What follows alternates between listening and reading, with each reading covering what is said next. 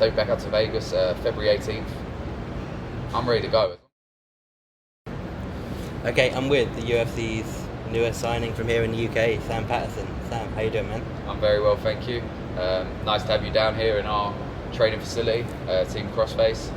And yeah, I'm all good, man. Just finished 2 training sessions. So Yeah, obviously we're at Crossface, so how was the session today, man? yeah, tough. We always start the week as we mean to go on, so I like to get out.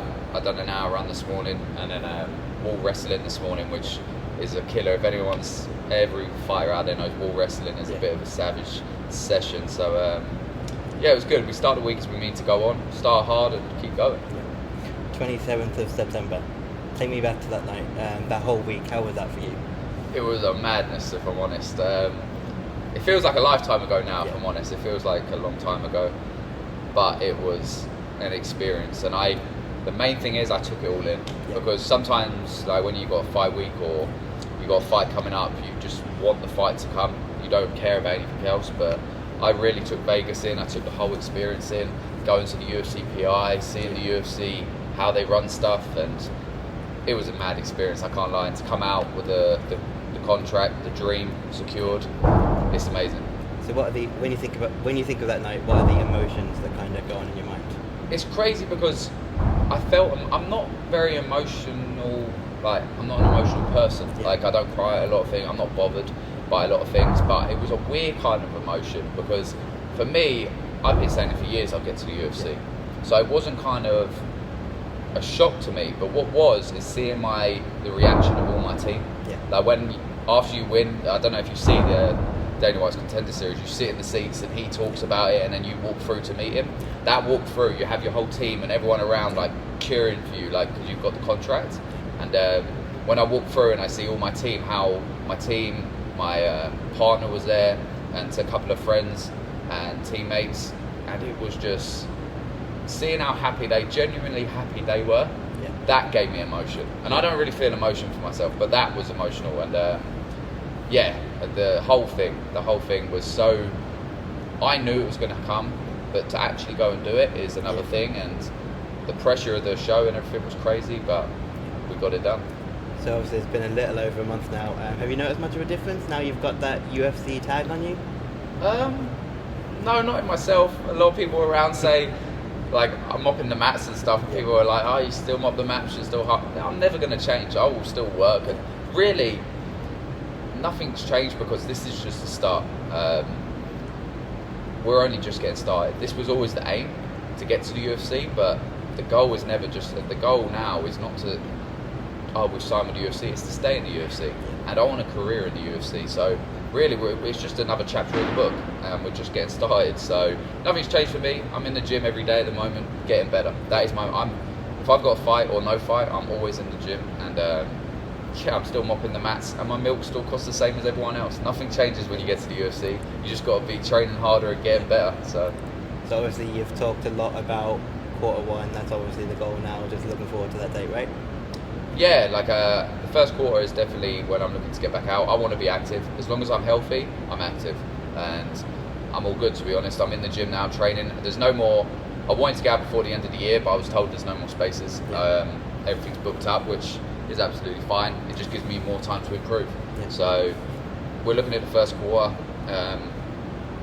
Whenever that is, I'm waiting for my management to get back to me. I'll be ready.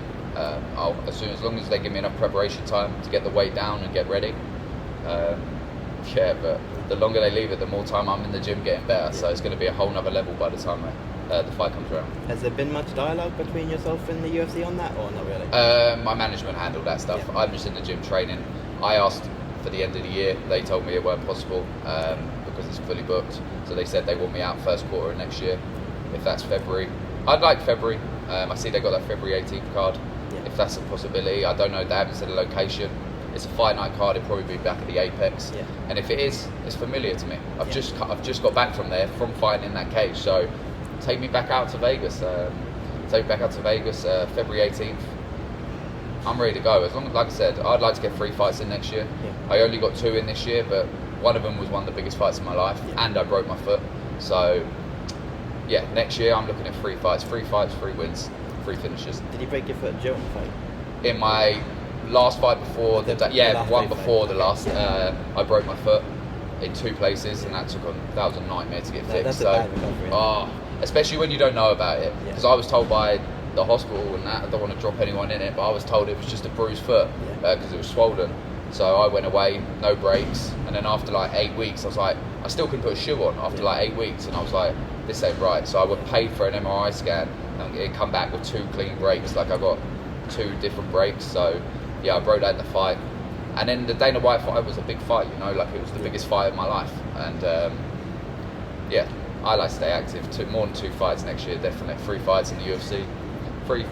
Minimum 3 fights. I want to be getting as many as possible. Do you know how that Contender Series opportunity came about? Was it just a case of them seeing your last Brave fight, or did they tell you anything about that? Or yeah, no, my management. I've been on their radar since the Felipe fight, which would have been 3 or 4 fights ago, if I'm not mistaken. And I was on their radar then, but I just wasn't able to take the opportunity because I was under contract with Brave. Yeah. So yeah, I've been on their radar for a while. So when it come about, I wasn't shocked or like, wow, my opportunity. It had been there. I just was under contract with Brave, and it was probably a blessing in disguise, if I'm honest, because I was just racking up more experience. And then if I would have got the call after, like I did, the call after the Felipe fight, and took the opportunity, who knows? Maybe I wouldn't have been ready then. Maybe I would have went in there, lost, not got my opportunity. Who knows? The fact I had a couple extra fights in Brave against high-level competition gave me the experience I needed against all different aspects of the sport and martial artists to go in there and perform and get the finish. So yeah, it was a blessing in disguise, and here we are. Obviously, you mentioned a possible date there. Is there a possible opponent in mind? Do you think about that, or is it just... I'm not. Right now, the roster's stacked. It really don't bother me. I think you don't really start thinking about opponents or anything until you're trying to break the top 15, I think. I've never been bothered about opponents. Whoever, you can see in my record, I'm not bothered about who's next. I'm just ready for who's next, you know. I'm ready for all different styles, so I don't try to call anyone out that's got a fitting style to me. I just, whoever they give me is who I've got next, and maybe when we get a bit higher up in the division and it's like top 15, maybe then we'll start seeing what opponents, but right now the UFC's stacked, so whoever they give me, they give me. Have you found yourself kind of paying more attention to guys now you're signed there, or? Yeah, we were. It was funny because I fought the Tuesday, and there was a fight night card on the Saturday, and me and my coach, we stayed, and obviously we were in the lobby, and they were showing it in Vegas, the UFC card. Which card was that? It would have been an Apex card. It was I fought on the 27th. I think it would have been that weekend. It was Mackenzie Dern was the main event. That's it, as far as I remember. But it was 2 lightweights fighting. And my coach, and we were both watching it, it's like, I'm not even watching this as a fan anymore. It's like, they're the competition. They're actually like, we're on the same page. So, I'm not really, I'm interested in the sport. I love the sport. I watch all the fights anyway. But watching them now, it's like, they're my colleagues. Like, I'm there. So, the lightweight division, I keep an eye on. Maybe if there's lightweights on the prelims, so I'll have a little watch now, whereas before I wouldn't. But really, I just focus on my skill set and my skills. Yeah, you mentioned being passionate about the sport. I could tell that just from chatting with you 5 minutes before we started. I could tell how much you love the sport. Where did that come from? Where did your interest in MMA come from? Where's your background? I don't know. I got pretty obsessed. Like when I started, it was my little brother going to a gym, and he said, "You got to come along." And I went along, and it was at the time it was Ginter's Combat across the road, and Corey Tate was the coach, and he was like a big thing in the UK at the time, like one of the biggest fighters at the time in the UK, and he was my coach at the time, and I fell in love with it. You know, like he could see I had skill, and I've got a thing that I don't know. I still got it today. Like I soak things up like a sponge. If you show me something once, that's it. I've got it. I'll get that technique. I don't have to be shown 100 times, and I just fell in love with the sport. I got obsessed very early on, realising how good I was and how quick I picked things up, made me obsessed, and then I fell in love with the sport. I don't watch all the fights, like, I probably, as you know, that's a lie, I do. I look forward to fights, but I watch all the fights. I can't help myself. Like on a Sunday, I'll get up and watch all the fights. And yeah, I love this shit, if I'm honest. I love this shit. So we talked about Brave a little bit. Obviously you had some different experiences there, fighting Belarus, Bahrain, Saudi Arabia, Jordan. How beneficial do you think that was to you compared to maybe someone who's going to the UFC just out of Cage Warriors or something like that? Yeah, I spoke about this not long ago, and it's like people ask like, how I got there, and it was just the path that was presented to me. And I believe it was the best thing that ever happened, because getting the experience, it sounds silly, but you're going to another country to fight, and it's like, you think it's not a big deal, but there is. When you're cutting weight and you're travelling to another country, fighting against people from all around the world, not just from the UK, and different cultures and different foods, it all plays a factor in your fight week. And early on in my career, I've been travelling the world, like with Brave, SFL, I flew to India and fought, and I think it was the best thing. It actually probably be more weird for me now fighting in the UK than it would abroad. Like, I'm so used to, alright, we're going to the airport at this time because we've got a flight, and like travelling to another country, that being in the UK is going to feel like it would probably be more weird fighting in the UK. And yeah, it was just the path that I was on. There's nothing wrong going through Cage Warriors, but I do think you're limited to opposition and styles, and you're comfortable, you know, like you're in your hometown, your food, you know, you go Nando's after, and they got Nando's. Like, you go to other countries, up in Saudi Arabia and stuff like that, and if they ain't got Nando's, you've got to find somewhere that's got, like, it sounds silly, but it's like that kind of thing plays a factor. But yeah, it was a blessing in disguise. So when I was flying out to Vegas for this, it was second nature to me, it was normal. So when you're on an O2 card an hour down the road, it's going to be extra weird, right? Yeah, I think it'll be weird, but a really good. I'm looking forward to it, because it's been a long time coming. I'd love to be on the UK card. That's like a dream of mine, and especially to go away for like 5 years and rack up these wins in another organisation, sign with the UFC, and then come back. Like, the last time I fought in the UK was, if I'm not mistaken, it might be Brad Pickett's show. ROC was the last time I was in or Fight Style, one of them, but on a local show. To go away 4 or 5 years, rack up a load of wins on these on other organisations, to come back and be signed by the UFC, it's like a book. It's like something you'd read in a book, you know. So the day that I get to fight in the UK again will be with the UFC, and that's going to be an amazing experience. Yeah. So for maybe people who haven't seen Brave, haven't seen you fight before, how would you describe yourself? My fighting style? Yeah. Yeah, I pride myself on being a complete martial artist. I'm not a specialist in any area. I'm all-rounded. I can do it all. Maybe not as high as some guys in one area, but I am all-rounded. I pride myself on being a complete martial artist. And yeah, I'm free in there. I get to do it all. So that's why you see me fight Dagestani wrestlers and Muay Thai world champions and stuff, and I don't feel I'm outclassed by it, because I can dictate where the fight goes, because I'm a complete martial artist. So yeah, that's my style down to a T. I like to finish as well, which is exciting. I don't like to go to the judges. I never do. So I'm always looking for the finish in a smart, intelligent way. I'm not just going out there reckless trying to knock someone's head off. I like to say that I play chess, not checkers, and yeah, my fighting style proves that. I think you showed that in your Contender Series fight as well. Yeah, exactly. And one thing I've dealt with adversity. It's not been all like going in there smashing everyone, you know. I've dealt with adversity, so when that come in the fight and I lost the first round, I've got another 2 rounds to finish this guy. It doesn't matter. Obviously I'd love to win every second of every round, that's the aim, but at this level and in the UFC, it's not going to be like that, and I don't fold under pressure, you know. I don't fold under pressure, and I've dealt with adversity before. So if I lose a round, I'm not going to go back to my corner and be all like sulking over and fucking think I've lost the fight, because I've still got 10 minutes to finish the fight, and that's my mindset. So how do you feel about that Contender Series performance looking back? When I look back, it's not too bad. Like, I actually was like, oh, it's not as bad. Maybe I was a bit reserved, and maybe the pressure of the moment, I didn't get out the gate as fast as he did. Like, he come out the gate aggressive fast, and when I watched it back, I was like, oh, he didn't actually do it.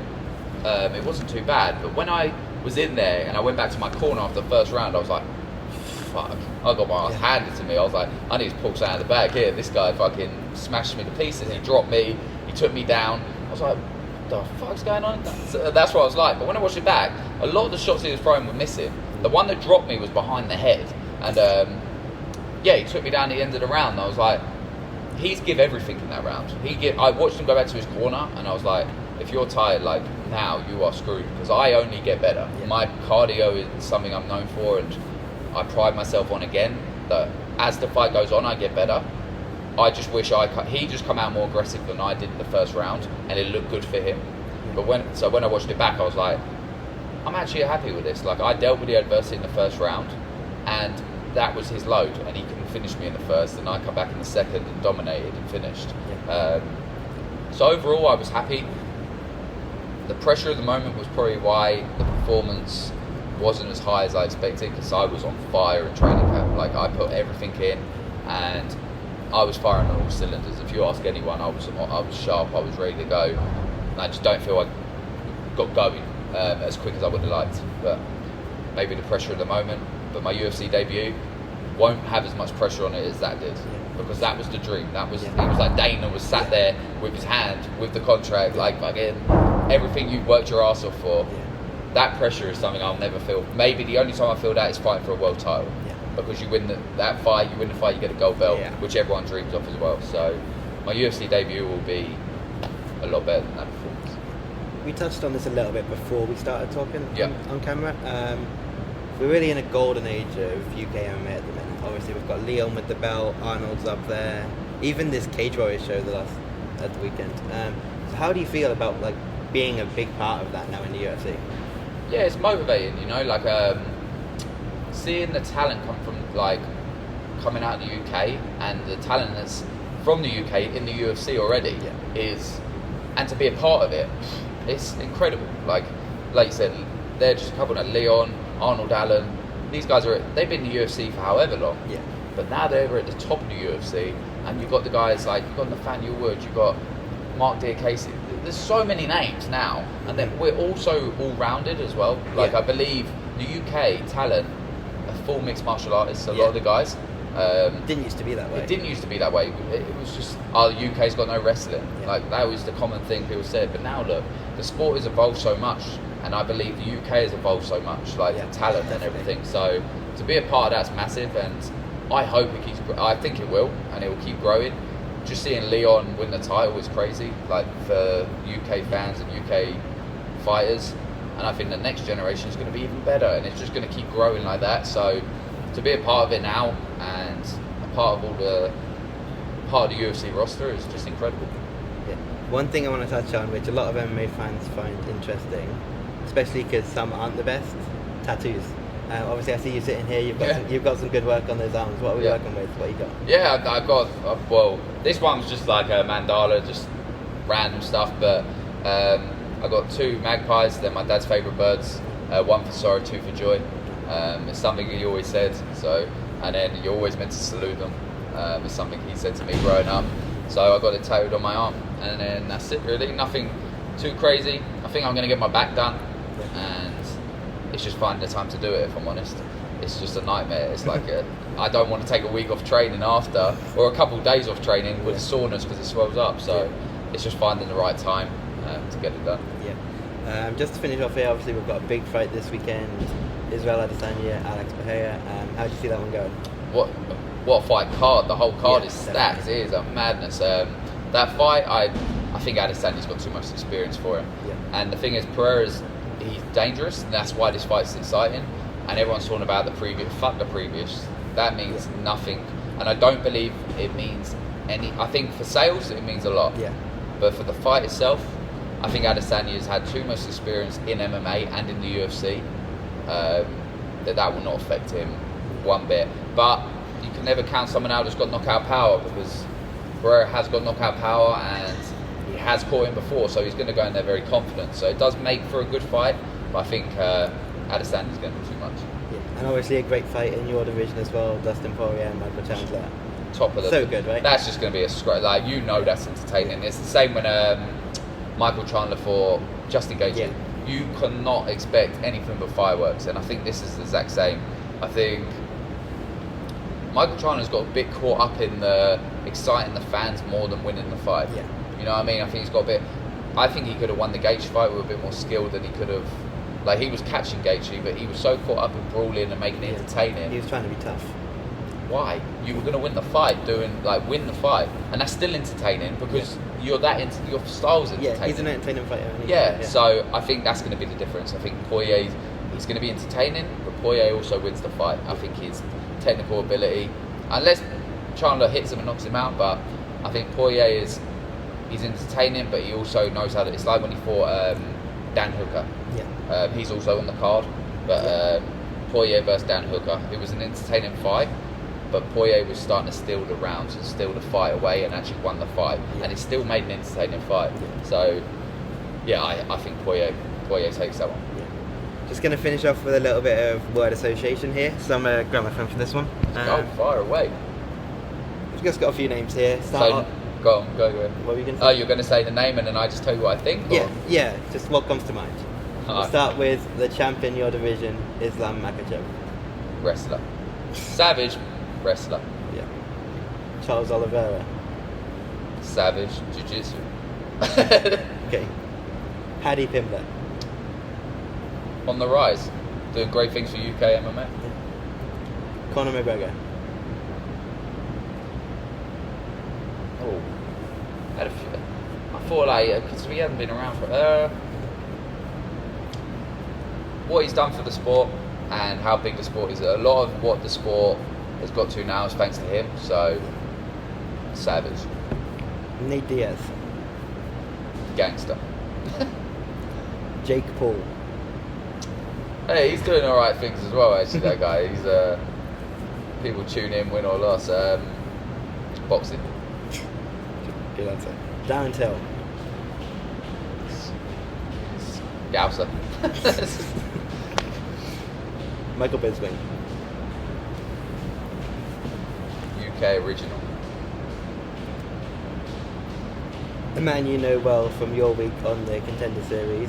I don't know if you know him well, but he was on that week. Bo Nickel. Nice guy. Yeah. Everyone asked me, what's he like? He's a nice guy, actually. I spoke to him when we were waiting at the back. And yeah, props to him, man. He had a great wrestling career. Fair play to him, what he's doing. Final one. He's not here, so you can say what you want. John Gooden. John Gooden. We'll leave it at that. No, joking. What a guy. It was cool seeing him on the broadcast of your Contender Series. Yeah, it was. Yeah. John Gooden's a good guy, and he that week, lifesaver, that guy. He done a lot for me. So he's been talking about you for ages. Teammate. Yeah, no, he has. He's a teammate of mine. He trains here. He's known Dave longer than I have. He's been part of this team for a long time. So he's high on me, and rightfully so now, because he's been talking about me being in the UFC for so long, and here we are. Cool. Awesome. I want to thank you for the time today, letting us in this great gym. Thank you very much, mate. I appreciate the time. Best of luck next year whenever we get going. Looking forward to see you in there. Thank you very much. Thanks.